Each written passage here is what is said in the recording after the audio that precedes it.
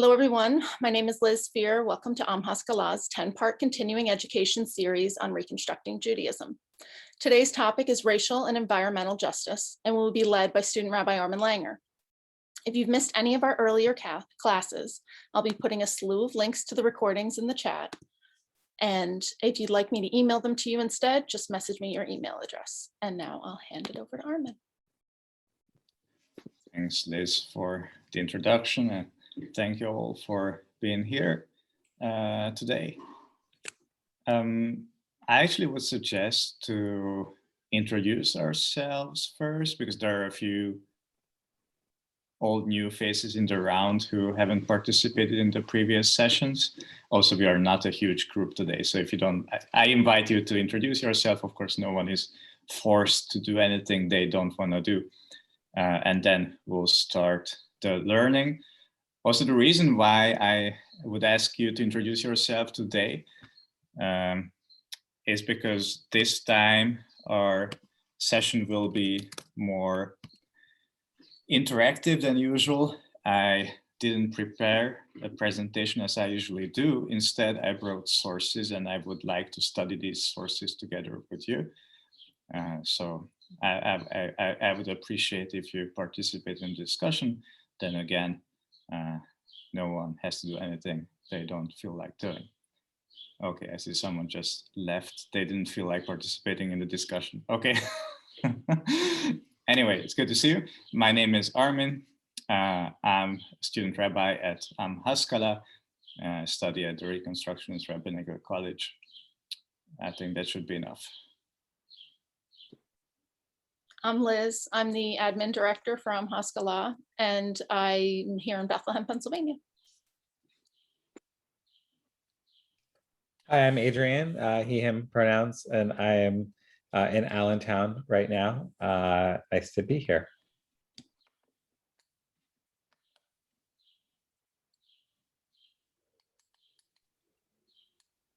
Up in Michigan. My pronouns are he, him. And Honey is taking part as well today.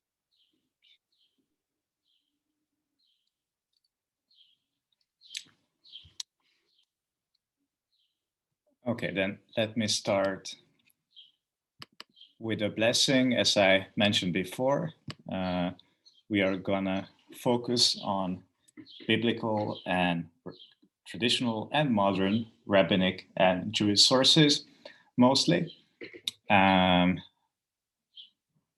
for that reason, I would like to begin with a blessing, which we usually say before Torah study.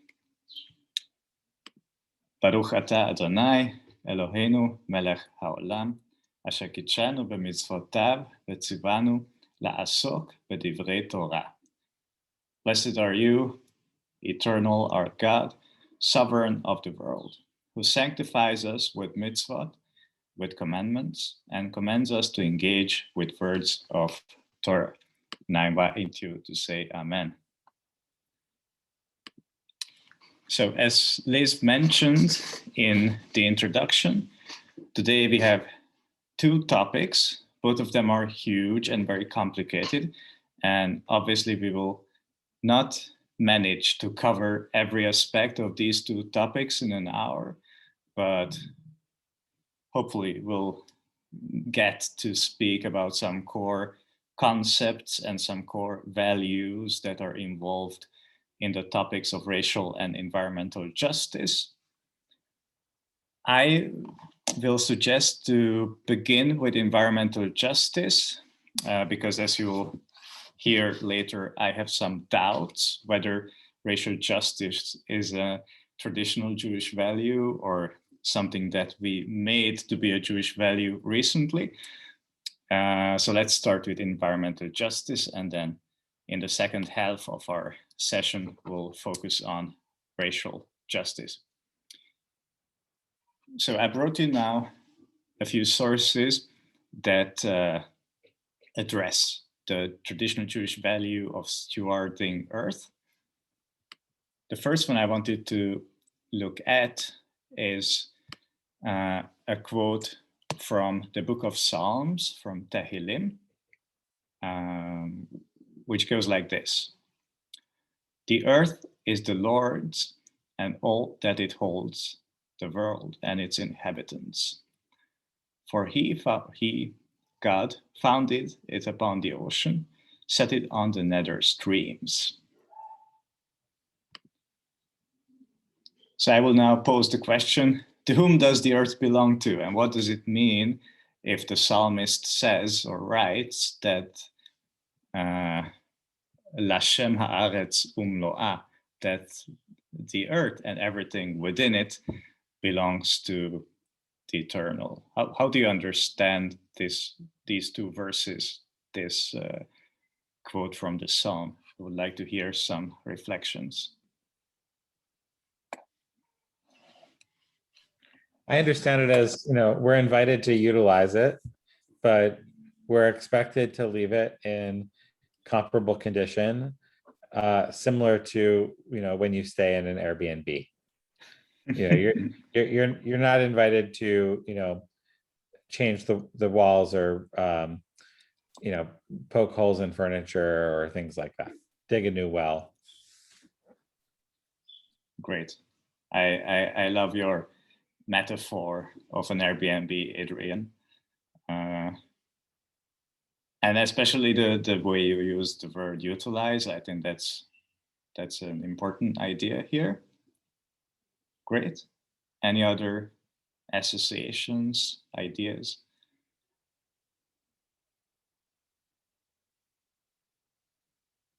If not, we can go on with the word utilize in our minds, because that's also something that we will find in the Bible itself, in the book of Genesis, in the story of creation.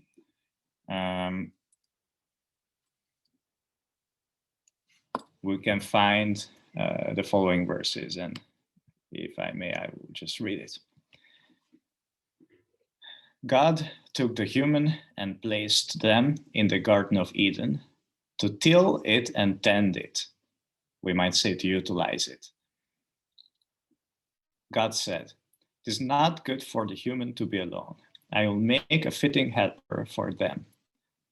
And God formed out of the earth and all the wild beasts and all the birds of the sky and brought them to the human to see what they could call them. And whatever the human called each living creature, that would be its name. And the human gave names to all the cattle and to the birds of the sky and to all the wild beasts.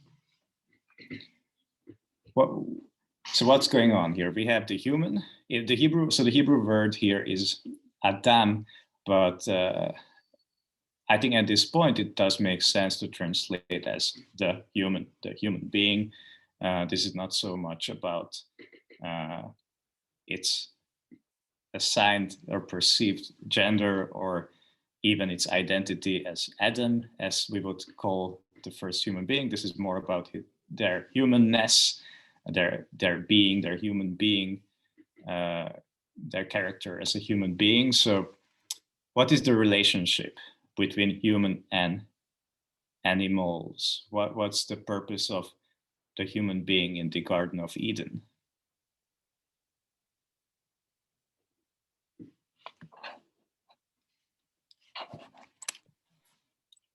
I think part of it being the job of being the steward and to tend it is to keep the harmony that exists there and not utilize it to a bad extreme or to abuse in some sort the natural order of things. Great, like that.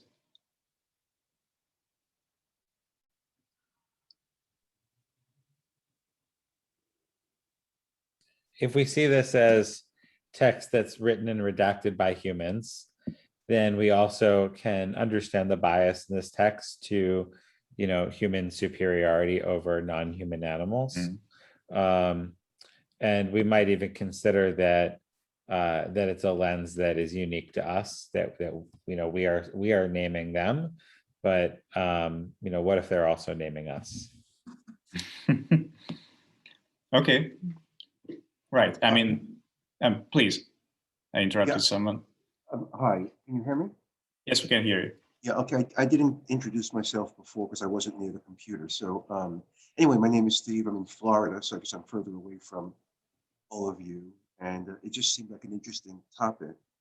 But I think that, and I'd be fascinated to hear where the discussion goes. But to me, sometimes the Torah is like statistics. You can find what you're looking for and build it from there, because you go further down in Genesis, it says something like, be fruitful, multiply, and fill the earth and subdue it, right? And then Leviticus, it talks about Jubilee and not planting and let the land rest and all that. So, and the other issue, which maybe you can address, is that,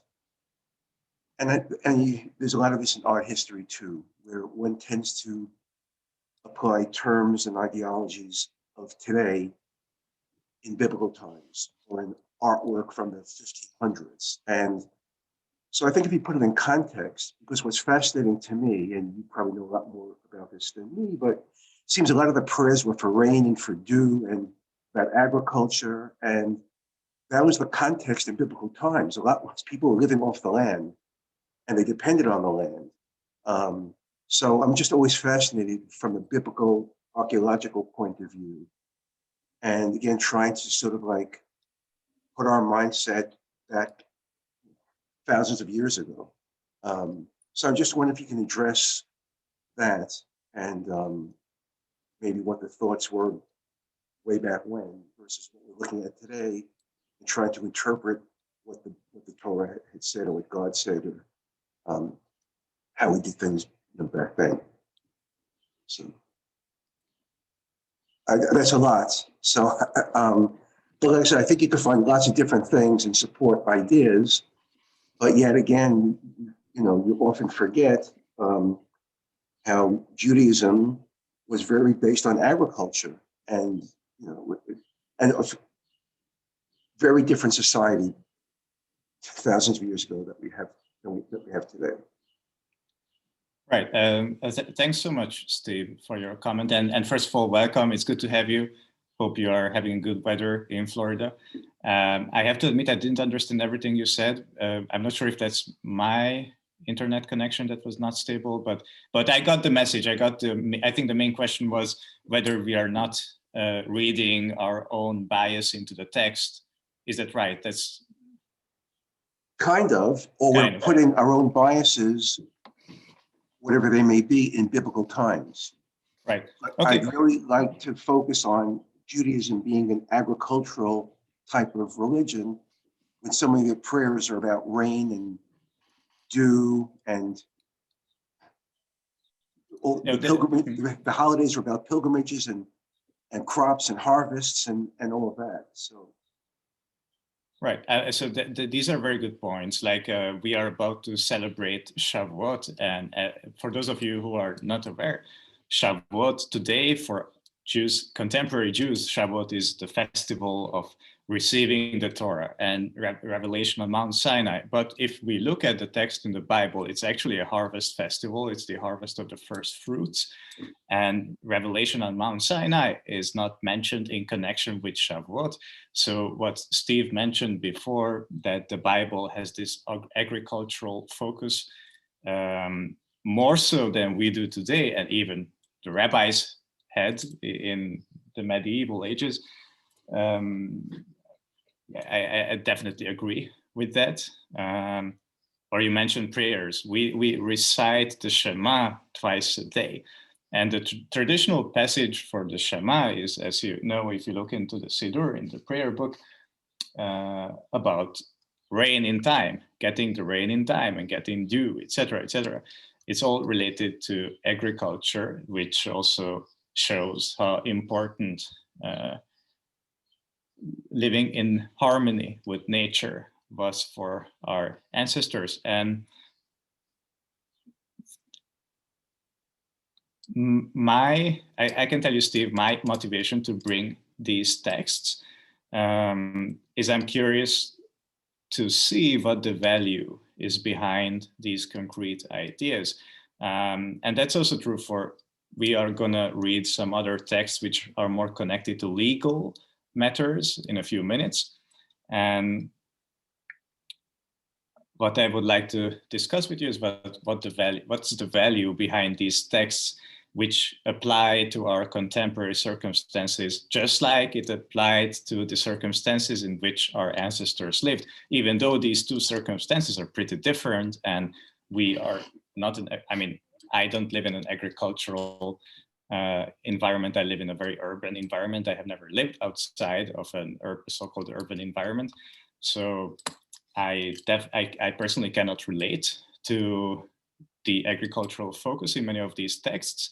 If someone else can, I would like to hear their opinions on this. But I can relate to the value behind the texts. And here, for instance, the value of stewarding the earth and keeping it intact, or utilizing it, but not destroying it, as Adrian put it before. So that's also something that I think people today can relate to, even if they are not living in an agricultural environment. I hope this makes sense, and might explain why I'm bringing this in, even though I don't have any background in agriculture.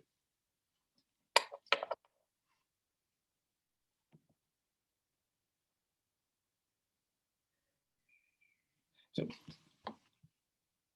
are there any further comments on this text? If not, I already announced that there is some legal aspect I wanted to mention, so I would move on. But if there are any other comments on this particular text, you are more than welcome to say what's on your mind.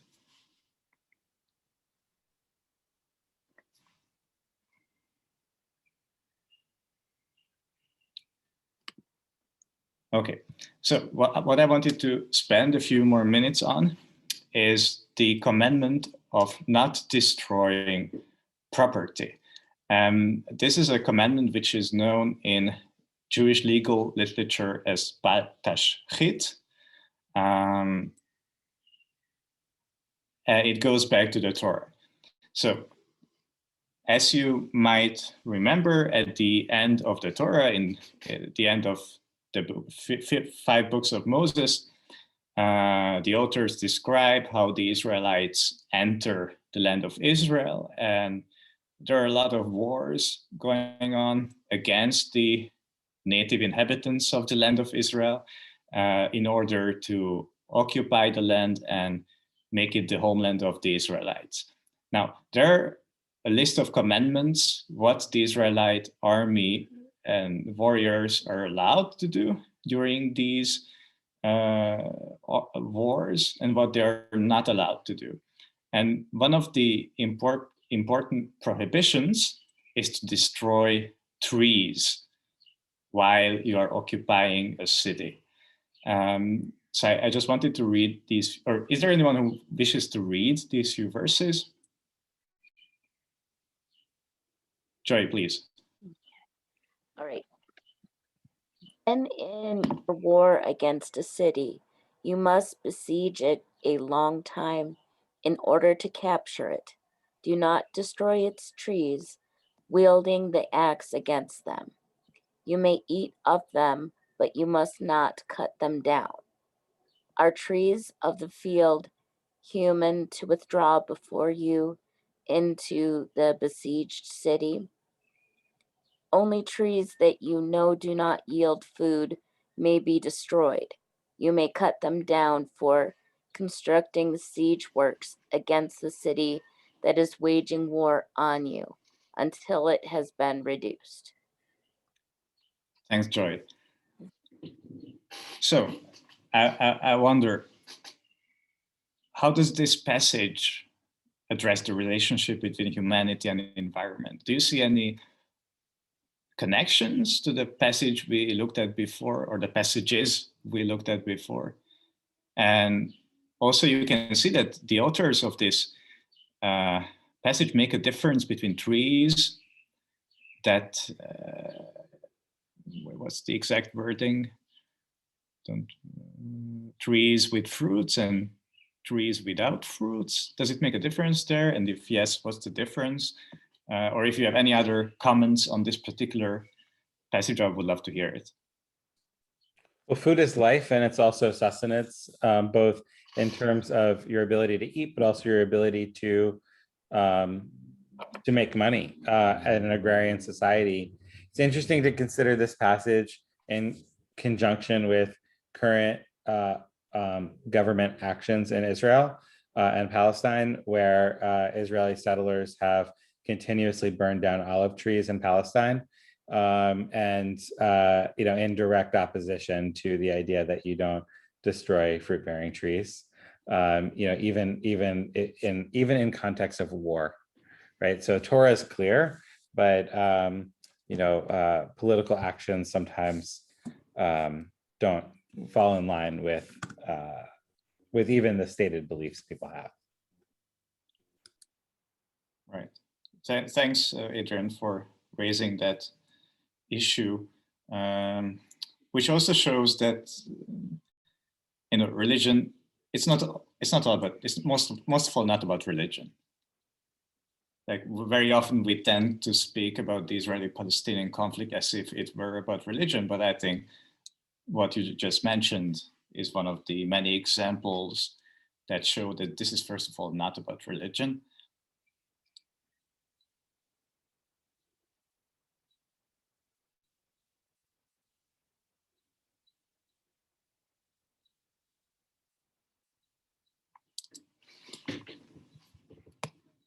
And I also brought two more sources connected to the mitzvah of Bal Tashchit, to the mitzvah of not destroying trees, because as you will see in later Jewish tradition, this commandment of not destroying trees will be expanded, and suddenly it's a commandment that prohibits any kind of waste.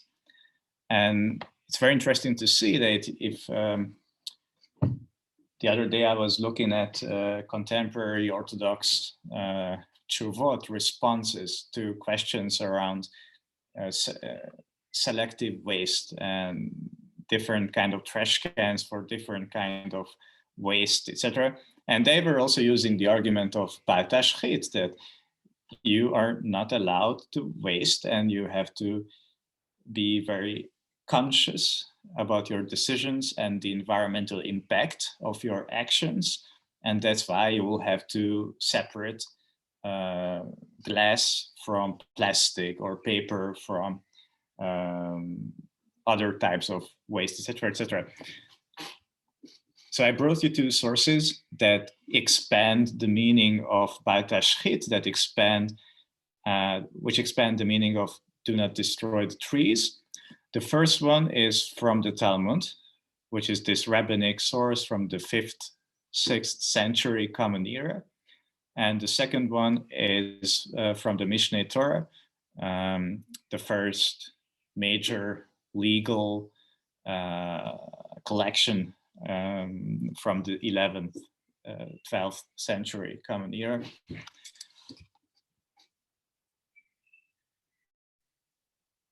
Does anyone want to read these two sources? And then we can discuss how they develop the idea of Bal Tashchit. Liz, did you? I'll do it. Yes. Rav Zutra said, "He who covers an oil lamp or who uncovers a kerosene lamp for no purpose violates the prohibition, do not destroy, because these actions cause fuel to burn more quickly. And not only regarding trees, but even one who destructively breaks vessels or rips up clothing or tears down a building or seals up a spring or wastes food violates, do not destroy. However, he only receives stripes for disobedience in accordance with the rabbis." Thanks so much. So what did the rabbis do? How did they expand the meaning of Bal Tashchit? If you remember, in the Bible, in the Torah, it's only about not destroying not destroying a tree during a siege. And here in the Talmud, and even more so in the Mishneh Torah, it's about much more. So what's going on? It's hard not to look at it with the modern lens of, well, this is all eco-conscious, and we've all been raised to do this. So it's hard to look back on when it was not common. Right.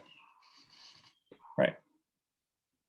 Yes, this is eco-consciousness, and this is eco-consciousness in the 5th and the 11th century.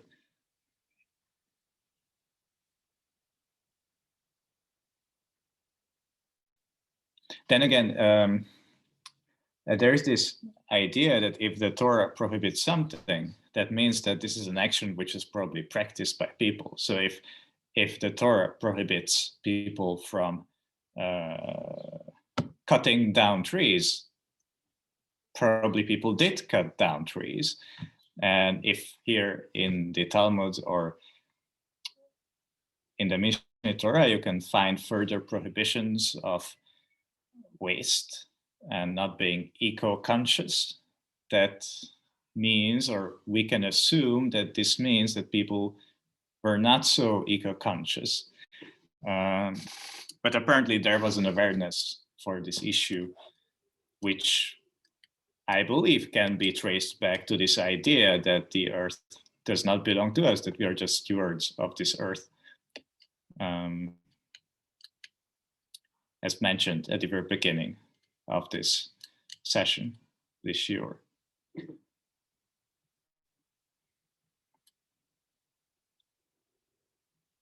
Do you have any other comments on these two verses or passages, or on the value of the commandment of Ba'al Tashchit, do not destroy?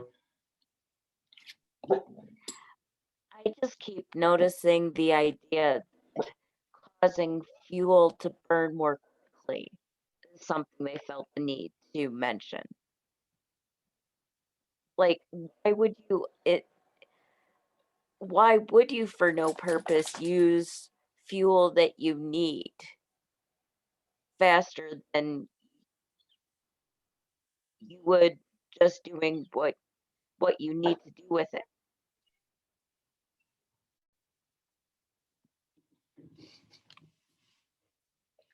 I don't have an answer.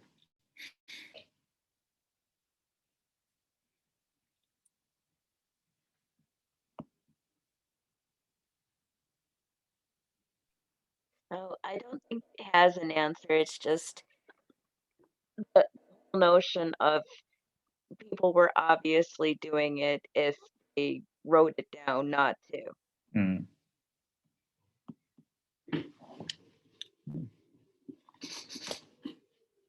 And do you see any ways in which we can implement these values in our community today? We don't have to speak about Am Haskalah, but Jewish congregations in general, or in our communities, families, households, however you define it. They're all still going on today. And I know as a congregation, we've gone all compostable. So we stopped using any disposable plastics, anything like that. So Oh, that's great. we've done that.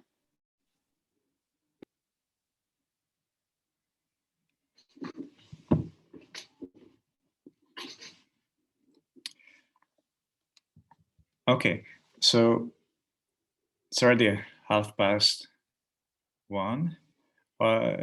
We can switch to racial justice, but we can also spend a few more minutes with environmental justice. There is much more to discuss here, of course. So I have a question, and Please. I've been thinking about this for a while. And again, I just think it's sort of mixing contexts. But I think you've got all the biblical things, some of that I was trying to mention before, and even what you had in text, that was more about religious observation. You shouldn't do this on Shabbat because it violates Shabbat. But I think as time went on through history, and unfortunately the Jewish people have had tragic histories with pogroms and killings and everything. And I don't know if this makes sense the way I'm about to say it, but I think that in general, over history, the Jewish people were more concerned about their physical survival, and like everything that's happened with the Holocaust, survival of the people and the religion and everything else. So that was their main emphasis. I mean, not the environment came secondary, but if you're concerned with your personal survival and people killing you and the stuff that happened in Germany and you know, again, just the pogroms and just go through all the centuries of persecution. So maybe they got away from thinking about, you know, the environment because they were concerned about self-preservation. And even post-Holocaust, again, that was a very traumatic time. And I've often wondered why, you know, the Jewish community wasn't more involved in environment. They were certainly involved in, I mean, if you go back to Heschel, civil rights movement, but I think they had other things on their mind, like survival. So I don't know if that makes any sense, but it just, you know, if they were more, so you just wonder back to the agricultural basis for the religion. I mean, it's prayers for rainbows. And so I think maybe life got in the way or survival.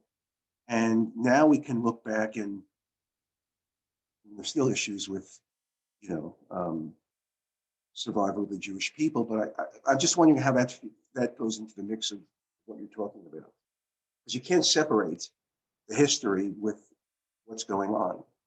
And also, again, because of the exile, I mean, the whole way of Jewish life changed from agriculture to urban, right? The migration to, so it was different. They got by geography further away from the environment, right? So I'm just wondering how that comes into play as well.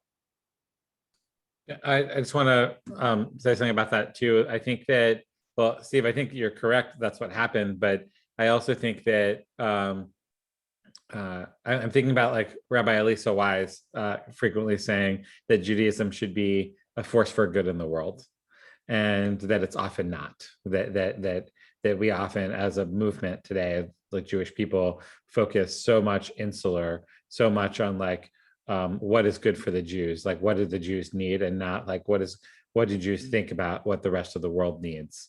And like that's I think the entire like Mishnaic tradition is looking back at like what does the world need, how should the world be structured, like it isn't just what do we need, it's what do we need to do, and what, you know, how do we need to be. And I think that's what's so powerful about the Bal Tashchit is like it's not just about like what is good for our own business. Like you can imagine a group of Jewish farmers that own fruit trees and like non-Jewish farmers that also own fruit trees, and that, you know, theoretically it might be better for the Jewish farmers to burn their competitors' fruit trees down, but that's not allowed because of the many reasons that our, you know, our Talmud lays out. But so it's not just like what's good for us. And I guess I'm a little concerned that like today I don't see like a Jewish sense of urgency around climate justice from like the so-called like mainstream or like majority culture within Judaism. You see it with like, you know, like leftist groups like, you know, Shalom Center talking about like the Green Menorah Project, and like that's awesome. But you don't see Jewish federations or Jewish community centers. You don't see Jewish community centers starting the composting that Liz mentioned. You don't see Jewish federations prioritizing climate justice the way that they prioritize right-wing views on Israel. So like, you know, we see this shift where like, you know, the Talmud doesn't talk about prioritizing what's good for us. It talks about like Judaism being a force for good in the world. And so that's what I'm thinking when I'm hearing this. I appreciate your comments. I just wanted to add that we also should keep in mind that for centuries, Jews were not allowed to pursue agricultural work. I mean, in Christian Europe for centuries until the basically emancipation in the late 1700s and early 1800s, Jews were not permitted to pursue a lot of different kind of jobs, and that included agricultural work. So if there is a change in the attitude towards agriculture, there might be a relation there. I don't know. I'm not an expert on Jewish agriculture, but that's also something to keep in mind, that we were literally not permitted to be farmers. not in Christian Europe, at least. I'm not sure about other parts of the world.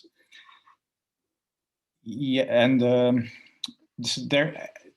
I'm not sure if Jews are underrepresented among environmental justice workers, or overrepresented, or disproportionately, or I don't know their numbers or our numbers in environmental justice work, but there are a few. I'm certain that there are some good Jewish NGOs, nonprofits that are active in this field. Hazon is an example. I can look up their website and post it here.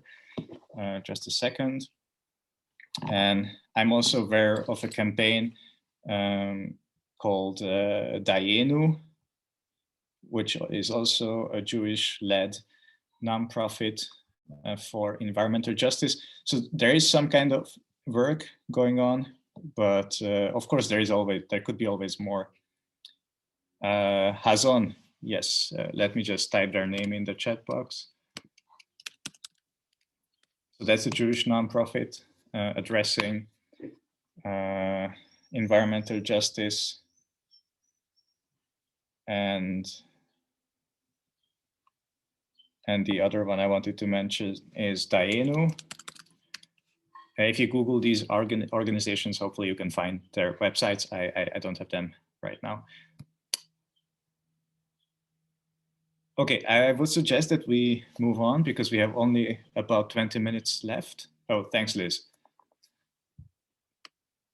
And then again, I have a bad feeling that we are discussing these two important topics in such a short time. I'm not even sure why we ended up doing this, but let's try and discuss racial justice in 20 minutes. Okay, so I will start with saying that racial justice is not a traditional Jewish value, and there is a very easy reason for that. Namely that race as a construct did not exist at the time of the Torah or the Bible or the Mishnah or the Talmud.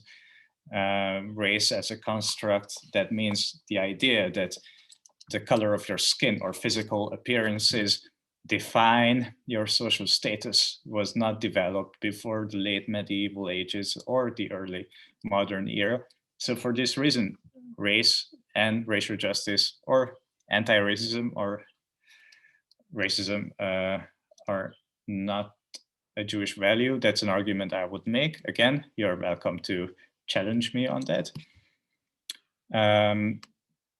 But I do believe that we can find sources in the Bible and in Jewish tradition which we can use today to challenge structural inequalities, and that of course does include racism, or there is a connection there with structural racism at least. As you might know, there is no other commandment as often repeated in the Torah as the commandment of not oppressing a stranger. I have to say that when we say stranger in the biblical context, it refers to a non-Jew living among Jews. So this was written in a society where the majority of the people were Jews, and the majority had the opportunity to oppress non-Jews. And that's why we find this commandment so often, because apparently they did oppress non-Jews, and they did treat non-Jews or certain types of non-Jews as second-class citizens, and that's why we'll find a commandment not to oppress them, because apparently many people did do that. I personally would not use this verse to justify anti-racist activities today, because I don't think that Jews of color or people of color are strangers. That's a comparison I personally would not make. But I do believe that there is a value behind this commandment, which is a challenging structural inequality. And that's why I'm bringing these verses now to discuss with you. But I should probably read it, You shall not oppress the rights of the stranger or the orphan. You shall not take a widow's garment in pawn. Remember that you were a slave in Egypt, that the Lord your God redeemed you from there. Therefore, do I enjoin you to observe this commandment. As you can see, there's also a reference here to the Israelites' own oppression in Egypt, and that serves as a justification for challenging structural inequalities.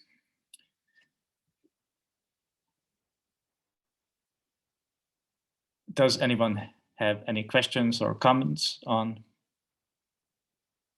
these verses? Do you think this is appropriate to use in a racial justice context? I mean, it even just enjoins you to show human dignity, or to appreciate the human dignity in others. That just because someone's in a bad situation doesn't mean that they have lost their humanity. Right. Yeah, human dignity. I think that's definitely a key word here, and that's also something we can use to frame discussions around racial justice in a Jewish context. Right. Also, it's also slightly problematic, though. I mean, it centers everything around us, right? So the stranger and the widow means, what does that mean? It means that the writers and redactors of text are men, right? And also and also of like one peoplehood. So it doesn't accomplish like the centering race that we might want to do from a racial justice lens today. But I also think that this text is completely oppositional to a lot of the warring texts elsewhere in Torah, where we have very clear antagonism towards other nations, to the point where some nations were told to blot them out, right? So, what does it mean if we're blotting out a nation of strangers and we're not supposed to subvert their rights? So, I think that Torah is not clear on if racism or racial justice are Jewish values in that traditional sense. Right. I appreciate the comments. So and that's also the reason why I used the question mark on the previous slide, if you remember, because I'm not convinced either. If you remember, the previous sources are connected to the commandment of not destroying trees. That's actually in relation to what Adrian just mentioned about killing entire people. So you are supposed to kill entire peoples, but not destroy their trees. That's the context of the particular verse. I did not focus on killing the entire people because that was not the focus of the previous discussion. But yeah, definitely. So there are many antagonisms in the storytelling. Also, I have to say that the commandment to kill certain peoples relates to those peoples who were living in the land of Israel and not to any other peoples. This doesn't I don't want to justify the killing of any peoples, but wanted to explain what was going on in the minds of the authors of the Torah when they justified the killing of one people and commanded Jews to protect other people or minorities especially. This is a difficult topic, I'm aware of it. We should have a discussion just on this one aspect another time, I suggest. Yeah, so as I said before, I'm personally not convinced that racial justice is a Jewish value, most of all because race as a concept did not exist. I don't think that we can find sources on race or racism in the Torah. This is a bit similar to the situation what Steve mentioned at the beginning of our discussion on biases and reading our own biases into the scripture. If we want to use the scripture to justify anti-racist activities, I'm sure we can find the verses that are appropriate for such a purpose. But if we want to use the scripture to justify racism, we will find plenty of verses as well. So it's really up to us. It's up to the reader what they do with the text. And I don't think that it's the text that's either racist or anti-racist. What I wanted to do in the rest of our time is to look at Jewish sources that actually address racism and issues of racial justice. So I brought a few sources by Jewish intellectuals, rabbis, who addressed racism after the concept of race was invented. So these are now, I think I have 3 sources with me. And I would just like to discuss with you these sources, whether they make use of traditional Jewish teachings and values in their argumentation, whether these teachings are teachings that you can personally relate to, or whether these are teachings we can use as a community. So I would invite you now to read these sources. The first one is a source by Elie Wiesel.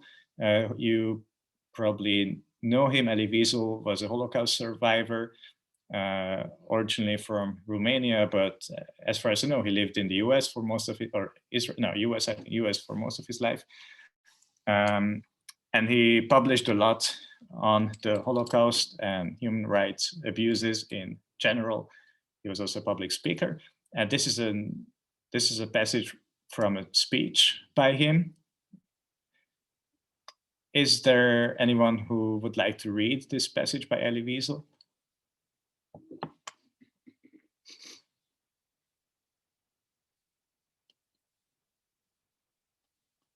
Yeah, I can do it.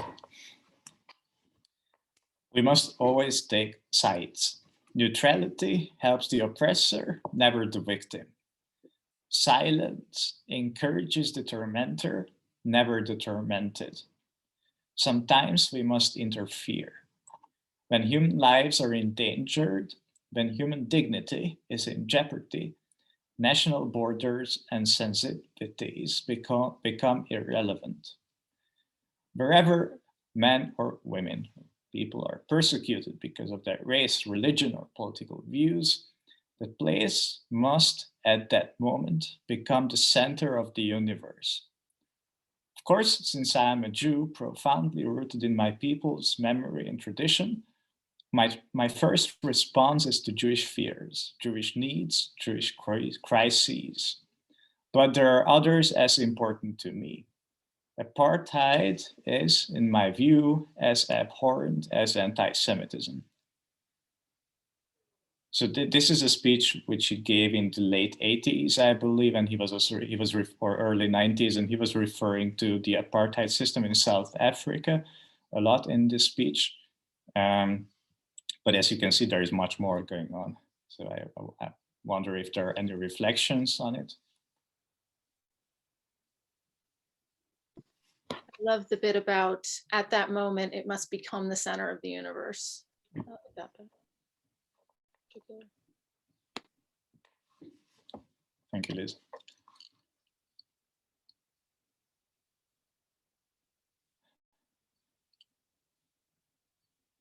Yeah, this is I was gonna say, and also like Stephen mentioned before, that the first response is to Jewish fears, Jewish needs, Jewish crises, and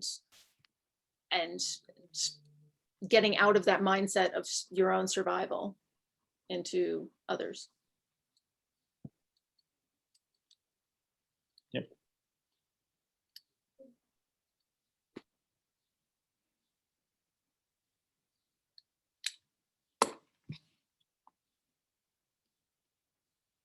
Wrote a few other sources. This is a source from the 1960s by Jacob Rothschild, who was a rabbi in Atlanta, Georgia. And his synagogue was actually bombed by white supremacists just a few months after this sermon he gave. So this is an expert.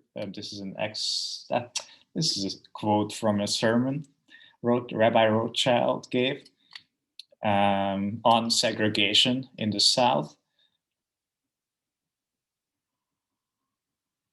And I thought this might be interesting for us today too. Does anyone feel like reading it?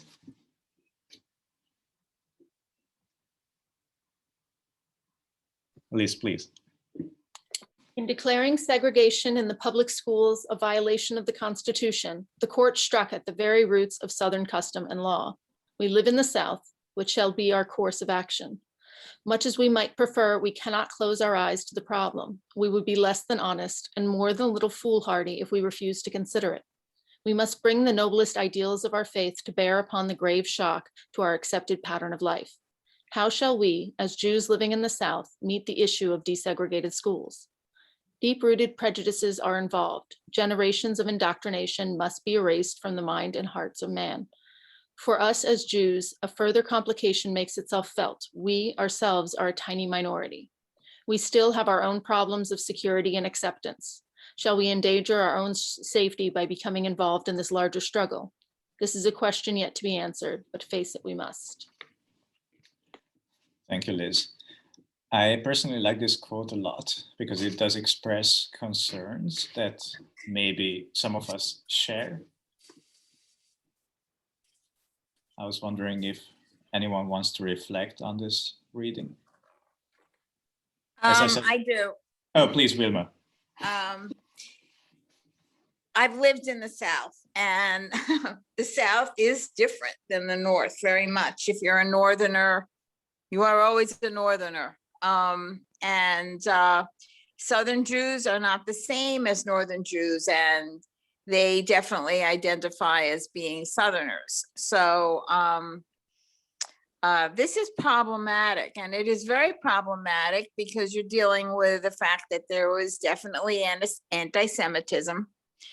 And I think in a lot of ways, they're afraid to get super involved in, it's like, yes, we should be fighting for the rights of others. And I think most did. But on the other hand, we have to worry about, is this going to mean that there's going to be more anti-Semitism? And it is a great dilemma. It is very much of a great dilemma. I have not lived in Georgia for a very long time. I hope things are much better, primarily because there's been such a tremendous influx of people from all over the country. But at least when I was living there in the 70s, this was still problematic. That's the only thing I have to say. I don't know. I mean, we have to fight for what we believe is what is right. We have to stand up for people not being hurt,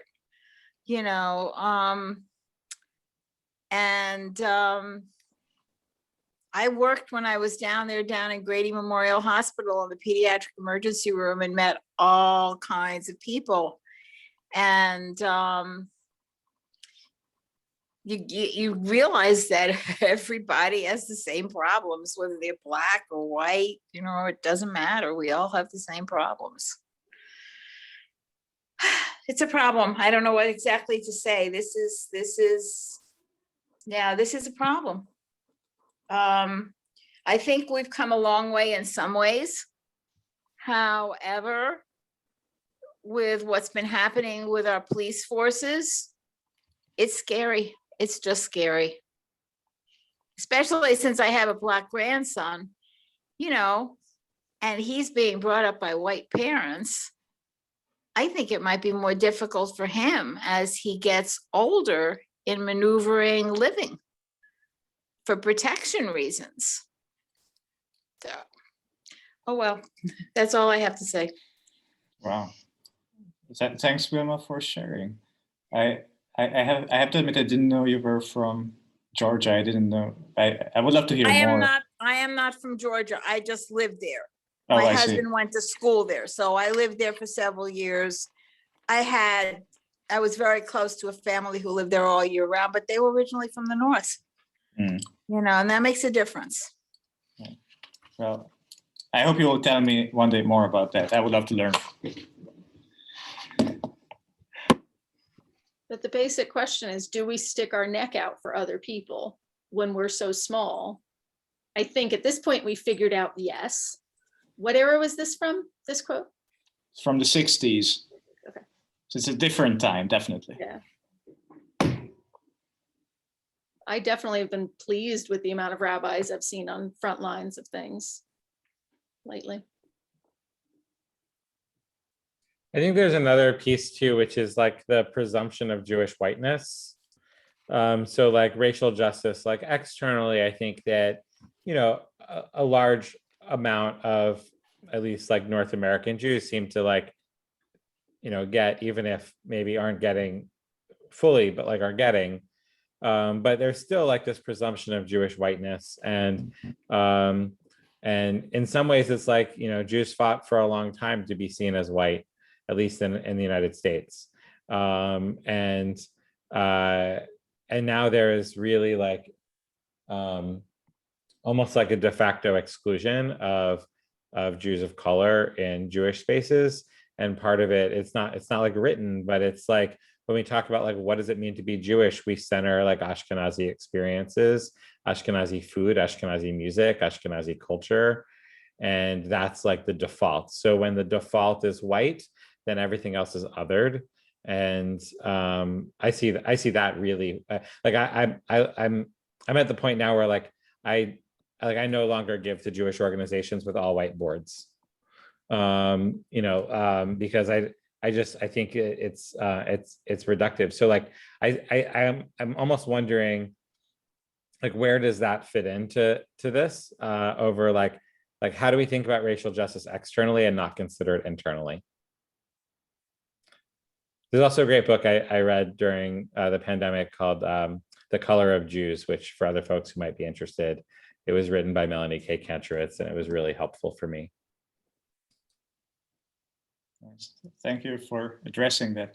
I mean, as you know, I'm not American, and I always find it very exciting how normative Ashkenazi Judaism became in the US, even though, as you know, American Judaism didn't start as an Ashkenazi project. Like the first Jews in America were Sephardic Jews. And for a century, for the first century, the American Jewish community was dominated by Sephardic Jews. And I just don't meet much awareness for this, and also definitely don't see much Sephardic presence, but that has, of course, historical reasons. Anyway, I appreciate the comment. I see that our time is up. I will skip to this quote by Rabbi Sandra Lawson, who is a Reconstructionist rabbi and is on the board of Reconstructing Judaism. This quote was taken from an article by Rabbi Sandra Lawson, which you can find in the foreword.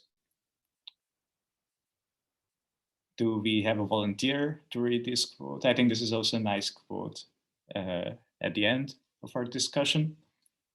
Joy, please. When European Jews immigrated to this country, they were not seen as white. Today, many Jews benefit from white privilege and, at the same time, are often discriminated against and face anti-Semitism for being Jews. Jews can benefit from white privilege and face discrimination for being Jews. Both can be true at the same time. To my brothers, sisters, and gender nonconforming Jewish family who want to dry off and do better, we must listen to the experiences of Black Jews and other Jews of color. We must acknowledge and accept that racism exists in our communities, and we must work hard to dismantle and eliminate racism wherever it appears, so that we can truly live up to our Jewish values and remember that we were all present at Sinai. Thanks so much, Joy.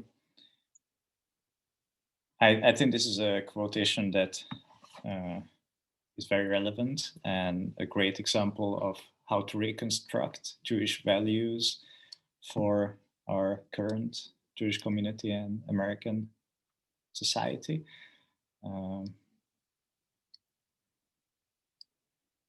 I would like to thank you all for being here today and for participating in this conversation. If there are any last comments, feel free to unmute yourself and share with us.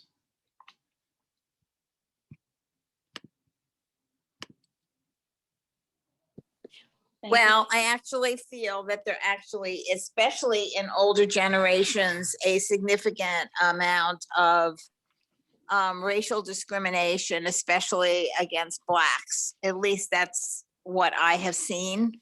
I